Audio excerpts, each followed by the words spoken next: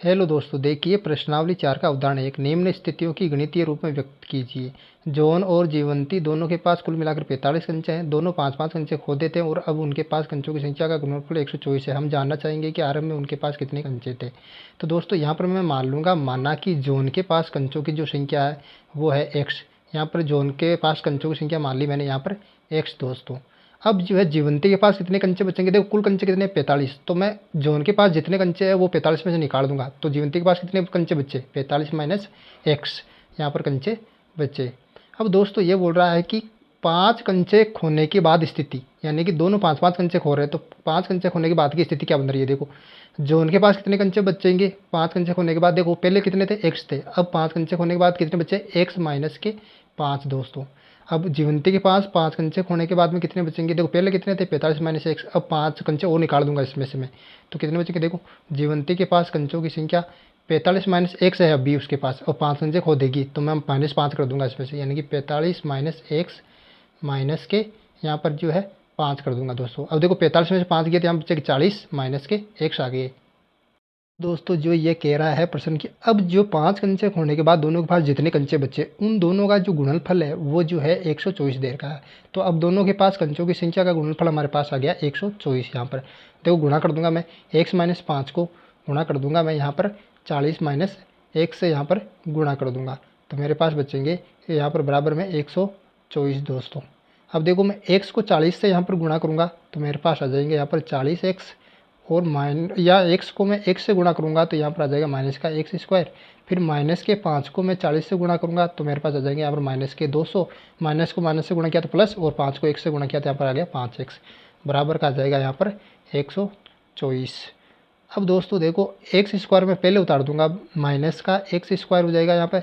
अब जो है 40x को और 5x को जोड़ूंगा तो मेरे पास आ जाएंगे यहाँ पर 45x। अब जो है माइनस के 200 ऐसे कैसे उतार दूंगा, बराबर 124 यहाँ पर आ जाएगा। अब दोस्तों देखो ये 124 जो प्लस का है इधर इधर आते माइनस का हो जाएगा। तो देखो मैं वापस उतार रहा हूँ, माइनस का एक्स स्क्वायर प्लस का 45x यहाँ पर उतार दूंगा, और माइनस का 200 आ गया यहाँ पे। अब जो ये 124 इधर आएगा तो किसका हो जाएगा, यहाँ पर माइनस का हो जाएगा इधर आएगा। तो अब देखो बराबर कितना हो गया यहाँ पर 0।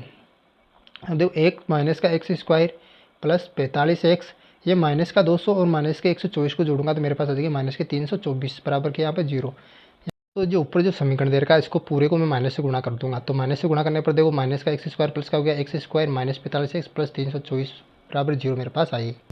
देखो उदाहरण एक का दूसरा, एक कुटीर उद्योग एक दिन में कुछ खिलौने निर्मित करता है। प्रत्येक खिलौने का मूल्य 55 में से एक दिन में निर्माण किए गए खिलौनों की संख्या को घटाने से प्राप्त संख्या के बराबर है। किसी एक दिन कुल निर्माण लागत 750 रुपये थी। हम उस दिन निर्माण किए गए खिलौनों की संख्या ज्ञात करना चाहेंगे। तो दोस्तों यहाँ पर मैं मान लेता हूँ उस दिन निर्मित खिलौनों की संख्या, यानी कि उस दिन कितने खिलौने निर्मित किए उन्होंने, एक्स किए।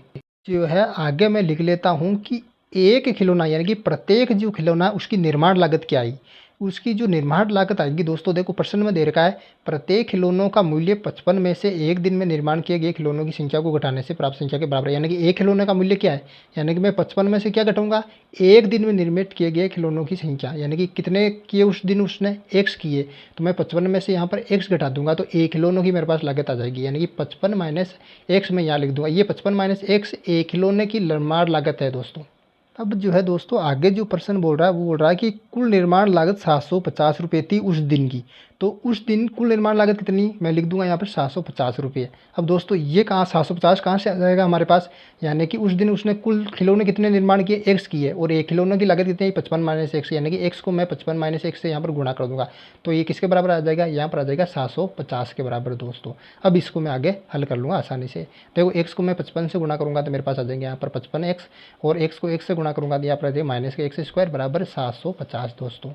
अब देखो 750 को मैं इधर ले आऊँगा, यानी कि 55 माइनस एक्स स्क्वायर को मैंने आगे लिया और 55x प्लस के आ जाएंगे, और 750 को इधर ले आऊँगा तो माइनस के 750 बराबर 0। अब देखो इसको मैं माइनस से गुणा करूँगा तो एक्स स्क्वायर माइनस के 55x, और ये माइनस का प्लस का हो जाएगा, यानी कि प्लस के 750 बराबर 0। ये जो दोस्तों यहाँ पर हमारे पास जो है गणितीय समीकरण हमारे प्राप्त हो गया। Very simple.